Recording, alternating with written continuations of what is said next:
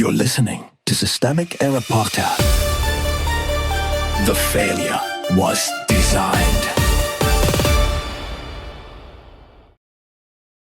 Sounds a lot like a nuclear threat Trump floats ultimate alternative based on an article by Jake Johnson. Common Dreams.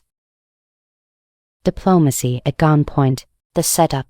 Trump is selling a possible U.S.-Iran memorandum as if it were a clean diplomatic breakthrough, with Pakistan's prime minister and Iranian officials feeding the same optimistic timeline in public. That is the surface. Under it sits the actual leverage of Washington's military power, Trump's war posture, and a negotiation framed by explicit threats. Who has the power?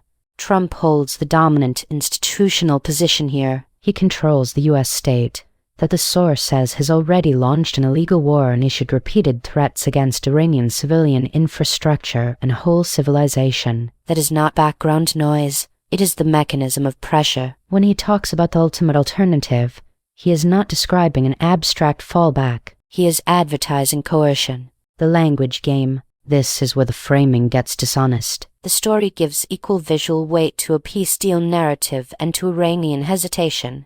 But those are not symmetrical conditions. Iran is responding, under threat, while the U.S. president boasts about opening and closing the Strait of Hormuz as though he owns the region's security architecture. The sourcing also makes clear that the timeline is unsettled, with an Iranian foreign ministry spokesperson explicitly cautioning that the signing is not happening tomorrow. That caution reads less like obstruction than basic self-defense. Who enables the outcome? Sharif is acting as mediator, Haraichi is signaling conditional openness, and Baki is trying to slow the hype machine. But the decisive actor remains Trump, because he is the one pairing negotiations with exterminatory language. The point of the rhetoric is not just to frighten Iran, it is to launder threat into statesmanship, so the public sees a deal in progress instead of a gun on the table. What the article misses. The article's weakest feature is its tendency to present this as a tense diplomatic process rather than a coercive one that blunts responsibility. The problem is not speculation over timing. The problem is a U.S. president using the language of peace while retaining